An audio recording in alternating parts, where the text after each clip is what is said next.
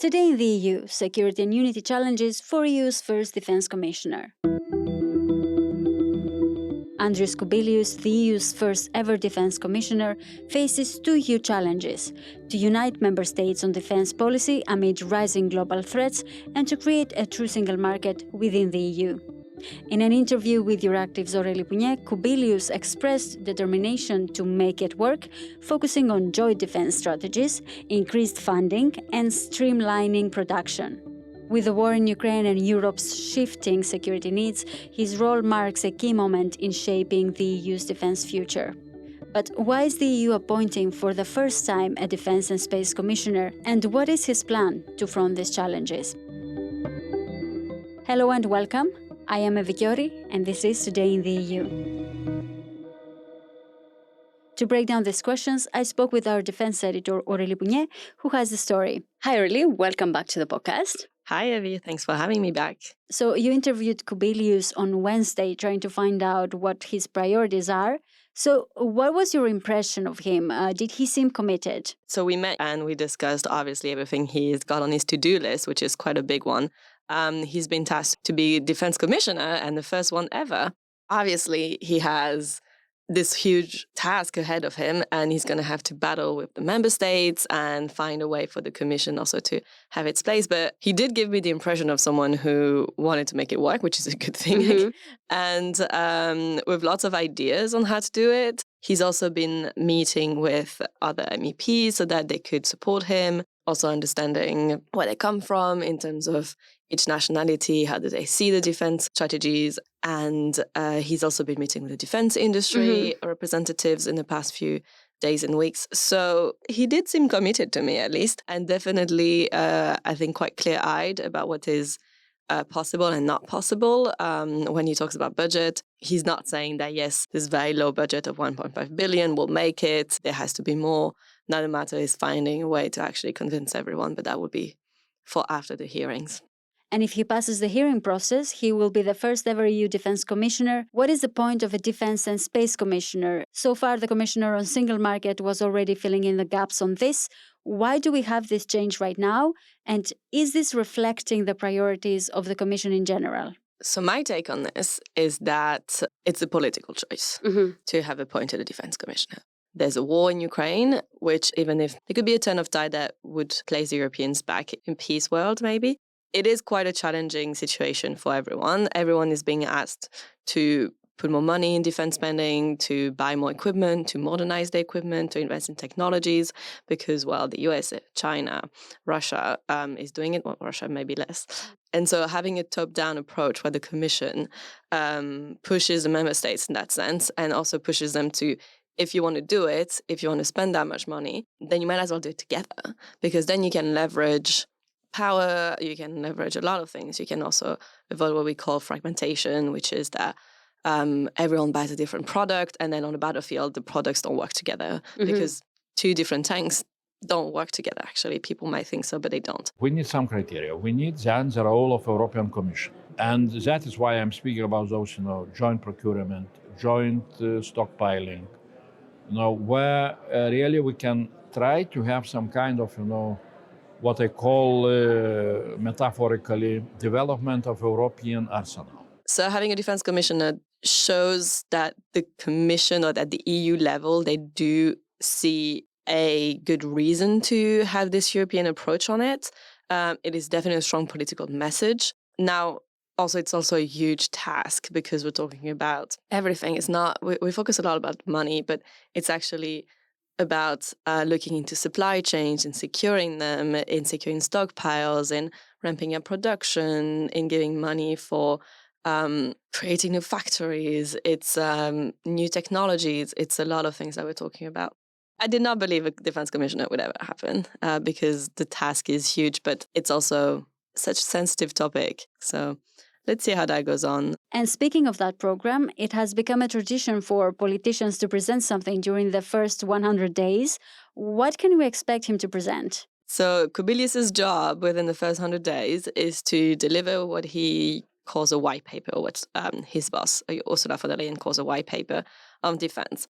Obviously, he's not going to be the one drafting it in his office. He has teams for that. And if I understand correctly, work has more or less started on this at the DG DEFIS, so at the DG that is in charge of defense industries. And the goal of the paper is to actually outline the needs, or at least that's what's expected out of it from the industry, from the member states. It's for the Commission to outline the needs of the armies and see how the Commission can match these, or see how the industry can fulfill those gaps, basically, and how the Commission can help doing that, how the EU can help doing that. It will be a first deliverable, and it's set to give the pace for the next 5 years. How will he work on incentivizing companies to work together across borders? Countries have a different approach when it comes to this. They have different reasons for choosing different companies. Some go national, some go international, which leads to duplication or different standards even. So what is the plan? What we call incentivizing companies to work together, we're also talking about member states to work together. And when we say work together, we mostly talk about joint purchases at the moment. We also talk about joint stockpiling. We also talk about joint research and development. We need industry to be incentivized to produce. And one of the most important things is, of course, long-term contracts for the industry. Industry needs to know that really there is a demand, a long-term demand, not just for that year, 1 year, and so on. And that can come with both with our possibilities to incentivize or to, in some cases, even maybe to regulate joint procurement, which, of course, will help to aggregate demand. The demand can be, then much larger, and because of large demand, we can expect, lower prices, and also larger demand perhaps will bring also longer term contracts. In addition to that, I am looking also for some kind of initiatives which some countries are implementing, some countries really, maybe are lagging behind, but we can look both for national and joint stockpiling initiatives, which would again create some kind of longer term, perspective for the same industry. And we can use, both national money and EU money in a more effective way. Why do we talk about this and whether he will work on it? Well, he has to, because it's kind of the only thing that the EU can do at the moment. Well, it can do a lot of things, but the end goal is to have this joint defense strategy. And the main way they can do this is putting money in it. The way the defense programs work is that you tell the industries or the member states, if there's 3 of you, if you do it on EU soil and with this many or this much value in components from the EU or from the foreign states, then you get a little bit of that money. And this is meant to push them to work together because obviously they get financial subsidies. Having different cultures, obviously your national defenses are different. You don't look for the same products, but you also don't have the same strategy when it comes to purchases. So it's going to be also a big task in making sure that everyone wants to actually work together. In his mission letter, Ursula von der Leyen tasked the upcoming defense commissioner to create a true single market for defense. First, what does this really mean? Why is it important? And is this even achievable? So, is it even achievable? I'm going to start with that one. Yes, of course. I mean, everything is possible in life. It's just a matter of when is your deadline. When we talk about single market, what I understand from it, imagine the current single market we have, which means you're in Belgium, you can buy something online that is manufactured, for example, in Bulgaria, and here you go. If you want to go to Paris for the weekend, hop on a train and here you are.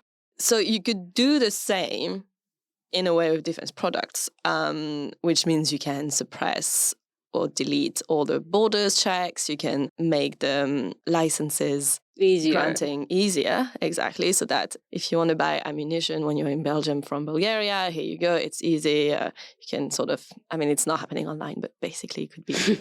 So yeah, this is what we're talking about, but we're also talking about, if you think about the single market at the moment, everything you wear, everything you buy in the EU meets certain standards in terms of health, in terms of the quality of the products. This is, again, the same, which means that everyone's going to have the same standards when it comes to everything they produce, all the supply chain that they're using. So basically, we can be talking about, for example, critical raw materials, the fact that this does not apply to defense products means that there are different requirements based on the countries. So you could have Belgium saying, well, I want 0 critical raw materials from foreign states, which is, by the way, impossible, whereas maybe the Germans will say, oh, we're fine with doing 100. And that creates completely a different level playing field, as we say, because obviously it will impact the prices, it will impact everything in the market. So yes, it's possible to do a defense single market, just it's a step-by-step approach, and it is, in a way, the right goal, because having very different initiatives that cover procurement and whatever is good, but then all of them have to actually work together. Of course, the key issue here is money. We need more defense equipment, and it's extremely expensive. Kubilius expressed his support to member states issuing shared debt to fund EU's defense strategy, which would be a strong step towards a real defense union. Could you tell us a bit more about this? Yes, Kubilius obviously is ready to explore all ideas when it comes to finding money for defense. The first idea is obviously to use the regular budget with national contributions, but obviously we've been hearing other ones, such as using shared debt. We could use also, he said, the unused money from Next Gen EU, which is the recovery fund. Of course, 1.5 billion is not a huge amount of money. Even symbolically, speaking, one member states now increase their spending, up to 300 billion from 200 billion before the war, and around of 100 billion they are spending on defense investment, and Commission is coming with 1.5 billion. So our ambition or pretension to play important role is not supported by by financial means. Yeah, it is the big issue, because I often say 1.5 billion may sound like a lot, because in certain sectors it is a lot, but for defense it is absolutely nothing. You have to imagine that the 100 billion that the Germans talked about 2 years ago, that Olaf Scholz said he would put in defense, all of it has already been committed. Putting up a factory is not just walls and machinery. It's a lot more process than this. It's a highly sensitive product that you're building. So there's a lot of money, and also because the money that the defense industry makes is so huge that you actually have to give them an incentive that is interesting. And same for the member states. Otherwise, they won't do it for $100, So yeah, Kubilius is saying it very clearly. It's not enough. The question is, where do you find that money, and how do you make the member states agree to that solution? So von der Leyen talks about 500 billion for the next 10 years. It turns out that 500 billion for 10 years is actually 500 billion only to build a defense shield, which would include probably radars, systems on the ground, satellites, everything that is related to a defense shield. So we're not even talking about undersea infrastructure protection. We're just talking about an air defense shield. Right, but how can he ensure that all countries will be on board with spending the required amount of money on defense? Well, if they do have an EU solution, or if they come up with an EU program, they have to come up with a key to decide, do you contribute based on your GNI, on your GDP, and they can get bonuses. For example, if you meet the 2% target that is set at NATO, maybe you get a little bit more, for example. But spending within the EU on EU budget, and so EU funds, is one issue, and it's a different one than the member states spending on their own procurement. The EU Defense Production Program, they would love for it to become the one thing that everyone uses and everyone starts doing joint procurement and things like this, but it's not going to happen, because the joint procurement that they propose is preferential to the European industry. But the Europeans don't make everything. And if at the end of the day, the Germans want to buy an F-35, which is an American fighter jet, which is high quality and which is cheaper and has a lot of elements that the French fighters don't have, if that's what they want to buy, this program cannot actually help the defense program that the Commission is proposing, because it's American, it doesn't fit even the first criteria to actually benefit from it. So it's not going to completely change in the very near future the way they do procurement and the way they do production, but it can definitely incentivize putting up more factories, making sure that a few member states together actually work and actually procure the same equipment so that they could work together better on the battlefield. And does the EU feel the push from the US? We have heard Donald Trump saying that if Russia was to attack the EU, he wouldn't help. Could we say that this is an attempt for the EU to position itself as a leading player, but also an independent one when it comes to defense? Yeah, absolutely. I think you're right. Donald Trump has said that he won't help the countries that don't spend minimum 2% on defense expenditure, has agreed with NATO. It obviously gives the EU a good reason to propose those programs and those funds because it's complementary and there's a lot of things that NATO can't do and countries can't do by themselves.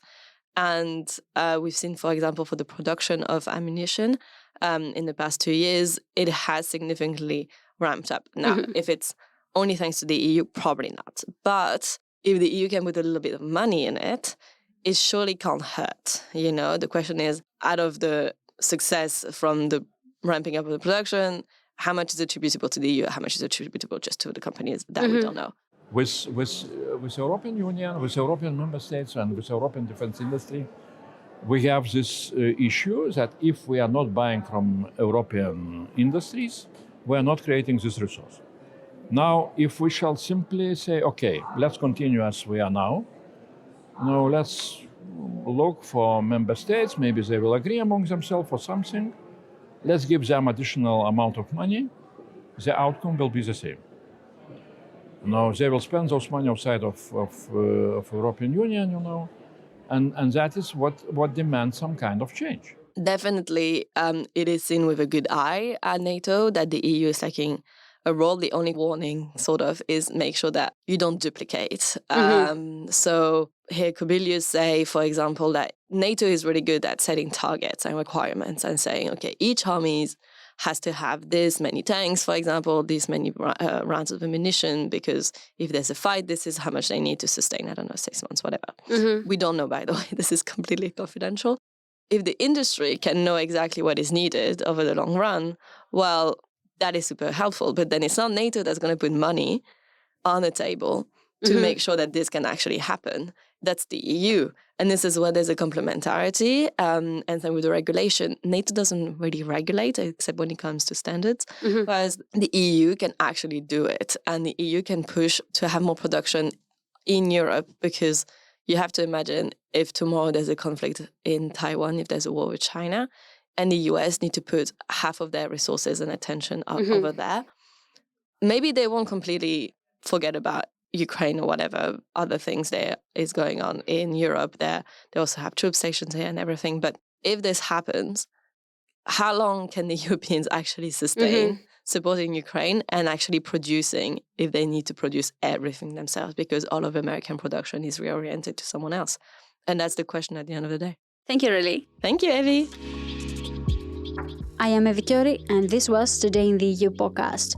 Visit Euractiv to stay on top of the latest news. If you haven't subscribed yet, you can find us on all streaming platforms. You can get in touch with us by leaving a comment or review on Spotify and Apple Podcasts. Your reviews help us a lot to spread the word about our work, but also understand what topics you like listening to. This episode was produced by Miriam Sainz Tejada, Charles Cohen, and me. Thank you for tuning in, and until tomorrow morning.